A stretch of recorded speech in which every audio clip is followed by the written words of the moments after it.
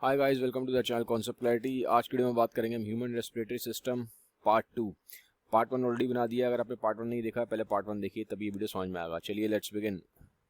आगे बढ़ने से पहले बता दूं, अगर आप चाहते हो सारे वीडियोस आपको दिखाई दें, इसके लिए चैनल की मेंबरशिप लेनी पड़ेगी। मेंबरशिप कैसे लेनी है, डिस्क्रिप्शन बॉक्स में ज्वाइन का बटन का लिंक दिया है, आप जा सकते हैं।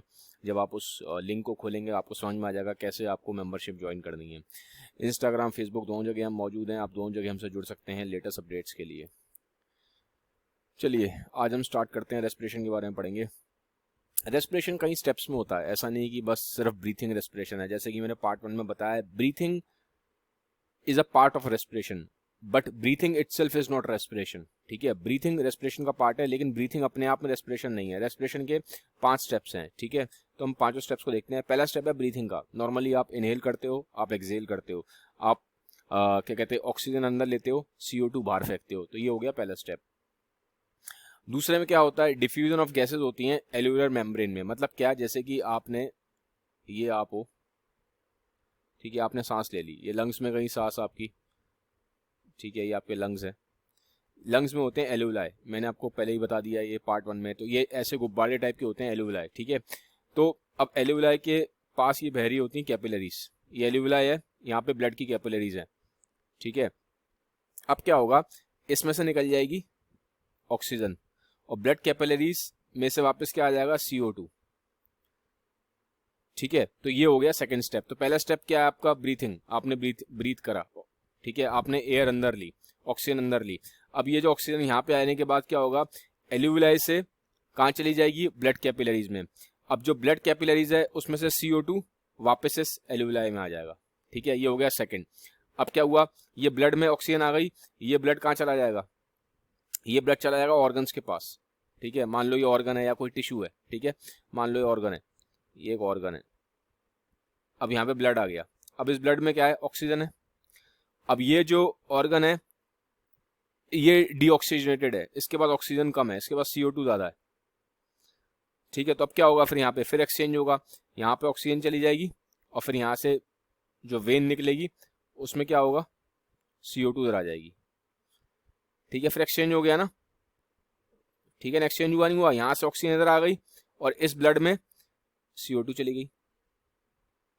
समझ रहे हो, ये ऑर्गन है पूरा, ये जो पड़ा हुआ है ये पूरा ऑर्गन है। ठीक है, मैं दूसरा कलर से बनाता हूँ ताकि आपको थोड़ा सा क्लैरिटी हो समझने में। ये पूरा आपका ऑर्गन है। ठीक है, ये पूरा ऑर्गन है। अब यहाँ पे क्या हुआ, ब्लड आया, इस ब्लड में ऑक्सीजन है, ऊपर आ गई ना एल्यूविलाई से, तो ऑक्सीजन इसके अंदर चली जाएगी ऑर्गन के अंदर, और ऑर्गन से निकल के यहाँ पे CO2 इसके अंदर आ जाएगी। ये जो आपका, ये जो यहाँ से जो वेन जाएगी। ठीक है ना, यहाँ पे क्या अंदर आता है, ये टिश्यू है। ऑर्गन क्या है, ऑर्गन बहुत सारे टिश्यू से मिलकर बना हुआ है। तो यहाँ पे क्या हुआ, यहाँ पे कैपिलरीज आई, ये आपकी आर्टरी है, आर्टरीओल्स बना, फिर यहाँ कैपिलरीज है। एक बात हमेशा ध्यान रखना, जितना भी एक्सचेंज होता है गैसेस का, ठीक है, जो भी एक्सचेंज होगा वो कहाँ होगा, कैपिलरीज में। हमेशा जो भी एक्सचेंज होता है ना गैसेस का, वो हमेशा कैपिलरीज में होता है।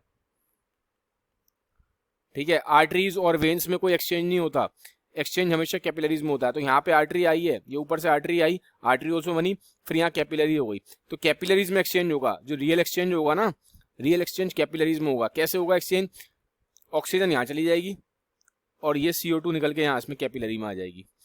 ठीक है, फिर आगे ये कैपिलरी किसमें बन जाएगी, वेन्यूल्स में बन जाएगी, फिर वेन्यूल्स मिलकर वेन बना लेंगे, फिर वापस ये इधर कहाँ आ जाएगा, हार्ट के पास आता है, फिर हार्ट से वापस लंग में पंप हो जाता है। ठीक है, ये आपको पता ही है अगर आपने सर्कुलेटरी सिस्टम ठीक से पढ़ा है। तो ये हो गया आपका third step, diffusion of oxygen CO2 between blood and tissue. ये ऑर्गन किससे बना हुआ है, टिश्यू से मिलकर बना है, तो मैंने आपको दिखा दिया इन दोनों के बीच में होता है। ठीक है, फिर फाइनल क्या होता है, ये जो टिश्यू है, ठीक है, या जो ऑर्गन है, जैसे मान लो ये आपका ऑर्गन है, यहाँ पे आ गया, ये टिश्यू मान लो आप, ताकि लैंग्वेज आपको कंफ्यूजन ना हो। ठीक है, अब ये जिस टिश्यू में एक्सचेंज हो गया, यहाँ पे ऑक्सीजन आ गई। अब ऑक्सीजन क्या काम है, इस टिश्यू के अंदर जो ऑक्सीजन आई है, इस ऑक्सीजन का क्या काम है, ऑक्सीजन और ग्लूकोज, ठीक है, मिलके बनाता है ATP और CO2 बाहर निकलता है। ठीक है, तो ये होती है सेलुलर रेस्पिरेशन, इसे बोलते हैं सेलुलर रेस्पिरेशन।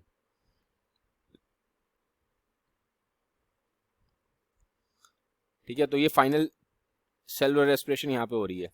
ठीक है, तो पहला स्टेप था ब्रीथिंग जो मैंने आपको दिखा दिया। दूसरे स्टेप में क्या हुआ, ये एल्यूलाई के साथ एक्सचेंज हुआ, ठीक है, एल्यूलाई ने ऑक्सीजन दी, CO2 ले ली। फिर तीसरे स्टेप में क्या हुआ, यहाँ पे ब्लड आ गया, टिश्यू के साथ एक्सचेंज हुआ, ठीक है। फिर फाइनली क्या हुआ, ये जो टिश्यू है जिसके अंदर ऑक्सीजन आई है, ग्लूकोज के साथ मिलकर ATP बना लेगा और CO2 रिलीज कर देगा, तो इसे बोलते हैं सेलुलर रेस्पिरेशन। तो इस तरह से ये पूरा रेस्पिरेशन है, ठीक है। 5 स्टेप में है, मैंने सारे स्टेप आपको दिखा दिए। अगर नहीं समझ में आया तो दोबारा इसको वीडियो को रिवाइंड करके देख लेना।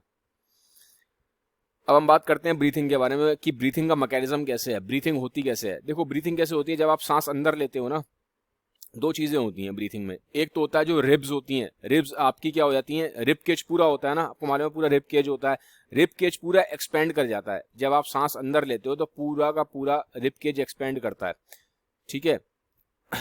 और रिब केज एक्सपेंड कैसे करता है, रिब केज के बीच में ना, यहाँ पे जैसे रिब केज है, यहाँ दिखाया नहीं है, यहाँ पे ना मसल्स होती हैं, इंटरकोस्टल मसल, दो रिब्स के बीच में मसल्स होती हैं, इन्हें बोलते हैं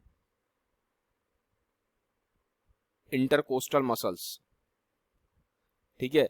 दो रिब्स के बीच में मसल्स होती हैं, ये मसल्स क्या करती हैं, ये कॉन्ट्रैक्ट होती हैं, तो जो रिब्स है ना, ये रिब्स को एकदम एक्सपैंड कर देती हैं, एकदम फुला देती हैं रिब्स को। तो जब रिब्स फूलते हैं, ठीक है, तो ये जब रिब्स फूलते हैं तो रिब्स के साथ ही लंग्स लगे हुए हैं भाई, ये रिब्स हैं, ये स्टर्नम है। तो ये जब रिब्स और स्टर्नम फूलते हैं, ये फूलते कब है, जब इंटरकोस्टल मसल्स कॉन्ट्रैक्ट होंगी। तो जब ये रिब्स फूलेंगे तो ये जो लंग्स है ना, लंग्स इसी से अटैच्ड हैं, तो लंग्स भी एकदम से फूल जाते हैं, ठीक है। इस पूरे को क्या बोलते हैं, ये जो पूरा पड़ा हुआ है, ये जो पूरा, इसे बोलते हैं थोरैसिक कैविटी, ठीक है। ये पूरा जो पड़ा हुआ है उसके अंदर बोलते हैं थोरैसिक कैविटी। तो हम ये बोलते हैं कि पूरी की पूरी जो थोरैसिक कैविटी है, ये पूरी की पूरी एक्सपैंड होती है।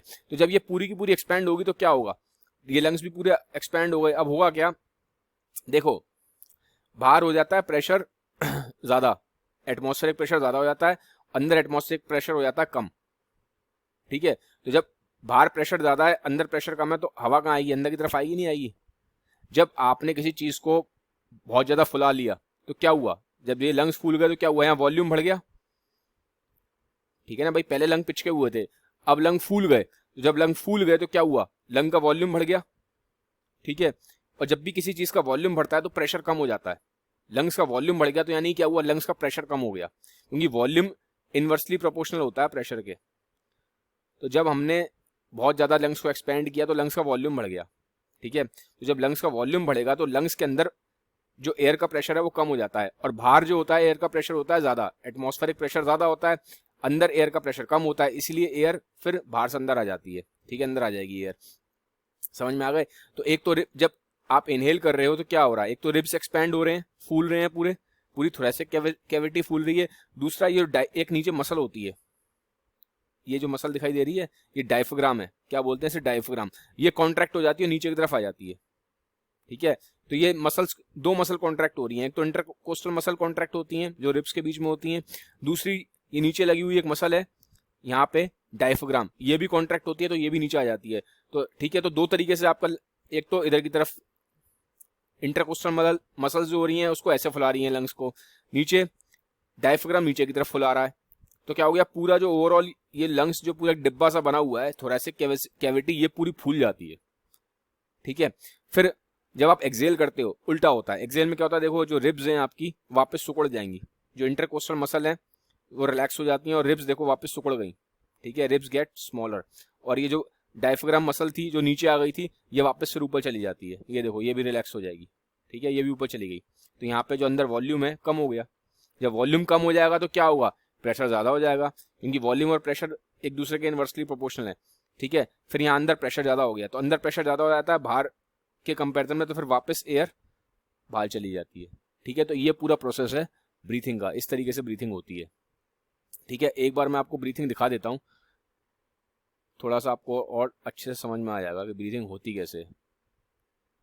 ये देखो, ये आप डायग्राम देख रहे हो, ये ब्रीथिंग का डायग्राम है, इसमें आप साफ देख सकते हो किस तरह से जब आप इनहेल कर रहे हो तो देखो लंग एक्सपैंड हो रहे हैं, ये लंग्स एकदम पूरे एक्सपैंड हुए, इनहेल कर, अब देखो अब ये एक्सेल करा, ये इनहेल करा, तो एकदम लंग एक्सपैंड हो रहे हैं। लंग्स जब एक्सपैंड होंगे तब ये देखो नीचे डायफ्राम है, ये जो है ना, ये पूरी डायफ्राम है जो येलो से सिलेक्ट करी है मैंने, ये देखो ये पूरी डायफ्राम मसल है, ये देखो कैसे हो रही है, ठीक है। ये जब कॉन्ट्रैक्ट होते नीचे जाएगी, देखो नीचे गई, जब ये नीचे जाएगी तो लंग्स भी एक्सपैंड होंगे, देखो लंग एक्सपैंड हो गए, नीचे गई, फिर वापस ऊपर गई, लंग्स उकड़ गए, ठीक है, तो ऐसे इनहेलेशन एक्सहेलेशन होता है। तो आई होप अब आपको क्लियर हो गया होगा कैसे होता है। ठीक है, अब हम आते हैं वापस इसके ऊपर। अब हम पढ़ेंगे थोड़ा सा कॉन्सेंट्रेशन किस तरीके से होता है गैसेस का जब इनहेल करते हो एक्सहेल करते हो। देखो होता क्या है, जब आपने ऐसे अंदर ली, ठीक है, तो इसे बोल रहे हैं पार्शियल प्रेशर। देखो एक चीज आपकी बुक में यूज हुई है, वर्ड यूज हुआ है पार्शियल प्रेशर। तो पार्शियल प्रेशर कुछ नहीं है, गैसेस का कॉन्सेंट्रेशन है। ठीक है, कि कौन सी गैस ज्यादा है कौन सी गैस कम है, बस इसको आप ऐसे याद रखो। पार्शियल प्रेशर कुछ नहीं है, गैसेस का कॉन्सेंट्रेशन है। अब आपको एक बात पता है, एक बात आपको पता है, तो ये पार्शियल प्रेशर को लिखा हुआ है उन्होंने पी से। PO2 का मतलब क्या है, partial pressure of oxygen, partial pressure of carbon dioxide. ठीक है, तो ये इस तरीके से है। तो जब आपको एक चीज पता है आपको ये बात पता है कि जब ये एल्यूलाई है, ठीक है, ये एल्यूलाई है, ये पूरा जो बना हुआ है ना मटका सा, ये एल्यूलाई है एक। ठीक है, जब आप हवा अंदर ले रहे हो तो उस टाइम ऑक्सीजन ज्यादा होती है, तो ऑक्सीजन का कॉन्सेंट, मैंने बोला ना पार्शियल प्रेशर का मतलब ऑक्सीजन का कॉन्सेंट्रेशन है। अगर पी लगाया तो पी का मतलब आप ये मान चलो कॉन्सेंट्रेशन। तो जब हमने हवा अंदर ली है तो ऑक्सीजन ज्यादा है, CO2 कम है। ठीक है, तो ऑक्सीजन कितनी होगी, 104 होती है उस टाइम पे, और जो चीज कम होगी ना उसको 40 लेके चलते हैं। आप सब जगह देखते जाओगे, जो चीज कम है उसे 40 लेंगे। CO2 कम है, ऑक्सीजन ज्यादा होती है जब आप हवा अंदर लेते हो, तो जो चीज कम है ऑक्सीजन कम है, तो ऑक्सीजन को हमने 40 ले लिया। CO2 कम है, इसको 40 ले लिया, ऑक्सीजन ज्यादा से 104 लिया। अब क्या होगा यहाँ पे आपको पता है एल्यूलाई है या ब्लड कैपिलरी है, ऑक्सीजन इसमें आ जाती है, यहाँ से ब्लड से CO2 उधर चली जाती है। ये समझ में आ गया। अब क्या होगा, देखो यहाँ पे जब ऑक्सीजन आ गई तो यहाँ पे देखो ऑक्सीजन हो जाएगी 95, ये होता है ऑक्सीजन का। ठीक है, जब इसमें आ गई है यहाँ से, ठीक है, यहाँ से इसमें आ गई ना, तब बता रहा हूँ ब्लड में कितनी है, इतनी ऑक्सीजन है। और जो CO2 होती है, अब देखो ये जो ब्लड है ये कैसा ब्लड है, यहाँ पे जो ब्लड आ रहा है ये आर्टरी में है, ऑक्सीजनेटेड ब्लड है, तो ऑक्सीजन की कॉन्सेंट्रेशन ज्यादा होगी, ऑक्सीजन की रहती है इतनी, और CO2 की कॉन्सेंट्रेशन कम होगी क्योंकि ये क्या है, ऑक्सीजनेटेड ब्लड है। और मैंने बोला था जिसकी भी कॉन्सेंट्रेशन कम होगी उसको हम 40 कर देते हैं, 40 ml ऑफ मरकरी। ठीक है, तो इसलिए देखो यही ब्लड नीचे आ रहा है, ऑक्सीजन 95 है और ऑक्सीजन यहाँ पे ज्यादा है, CO2 कम है। आपको पता है ना, ये तो ऑक्सीजनेटेड ब्लड है ना, ये लेफ्ट साइड से आ रहा है, लेफ्ट हार्ट से आ रहा है। ठीक है, लेफ्ट वेंट्रिकल ने पंप किया है, तो इसमें ऑक्सीजन ज्यादा होगी, तो ऑक्सीजन ज्यादा है, और CO2 कम है, तो इसलिए जो चीज कम होगी उसको हम 40 पे कर देते हैं। ठीक है, फिर अब क्या हुआ, यहाँ पे ये टिश्यू के साथ इसका एक्सचेंज हुआ। अब टिश्यू के साथ जब एक्सचेंज हो जाएगा तो क्या होगा, ऑक्सीजन सारी इसने इसको दे दी, CO2 ले ली। अब क्या हुआ, ये जो ब्लड है ये डीऑक्सीजनेटेड है, इसमें क्या है, ऑक्सीजन कम है, तो जो चीज कम है उसको मैंने क्या बोला था किस पे रखेंगे, 40 पे। तो ऑक्सीजन कम है तो ऑक्सीजन को 40 पे रख दिया। CO2 कंपैरेटिवली ज्यादा है, 45 है। तो वो CO2 कभी भी बहुत ज्यादा नहीं होता, जैसे आपने देखा ना ऑक्सीजन 95 है, तो यहाँ पे आप देखो CO2 ज्यादा है ऑक्सीजन से, लेकिन बहुत ज्यादा नहीं है, क्योंकि CO2 क्या है, टॉक्सिक होता है, अगर बहुत ज्यादा हो जाए तो डेथ हो जाती है आदमी की। तो इसलिए कभी भी CO2 ऐसा नहीं होगा, जितना ऑक्सीजन है 104 है 95 है, कभी भी CO2, यहाँ पे भी जो डीऑक्सीजनेटेड ब्लड भी है ना, इसमें भी आप देखोगे CO2 in comparison to oxygen थोड़ा सा ही ज्यादा है, कोई बहुत ज्यादा नहीं है। ठीक है, लेकिन हमने जैसे बोला जो चीज कम होगी उसको 40 पे रखेंगे। ऊपर गया वापस, फिर इस तरीके से यहाँ आ जाएगा, फिर ये वापस इधर चला जाएगा, फिर वापस पूरा वही कहानी रिपीट हो जाती है। तो सिर्फ ये आपको मैंने समझाने का था। बुक में आपके ये जितनी भी जगह पी दिया है ना, पी को पार्शियल प्रेशर लिखा है, पार्शियल प्रेशर से आप कंफ्यूजन मत करो, आप सब ये ध्यान रखो कॉन्सेंट्रेशन है उस गैस की, और जो भी गैस कम होगी उसको हम 40 रख देंगे। तो ये डायग्राम आपके लिए इंपॉर्टेंट है, ये आप करके जरूर जाना, इस पर काफी क्वेश्चन आते हैं। ठीक है, अब हम देख लेते हैं कि एल्यूलाई में किस तरह से एक्सचेंज होता है। मैंने बोला था जब भी एक्सचेंज होगा गैसेस का, वो कभी भी ना तो आर्टरी में होगा, ये बात हमेशा ध्यान रखना, ना वेन्स में होगा, ना आर्ट्रियोल्स में होगा, ना वेन्यूल्स में होगा, इन सब में कभी भी एक्सचेंज नहीं होता गैसेस का। गैसेस का एक्सचेंज हमेशा कैपिलरीज में होता है, हमेशा जो भी एक्सचेंज होता है सब कैपिलरीज में होता है। ठीक है, तो आप देखो समझ सकते हो, जैसे ये आर्टरी है, ये आर्टरी आगे किस में बन गई, आगे आगे आर्टरी आर्ट्रियोल्स में बन गई, आर्ट्रियोल फिर ये बन गए कैपिलरीज में, तो यहीं पे एक्सचेंज हो रहा है मेन कैपिलरीज के अंदर, फिर ये वापस वेन्यूल्स है, फिर ये वापस वेन बन गया, नीला नीला जो दिखाई दे रहा है आपको डायग्राम में।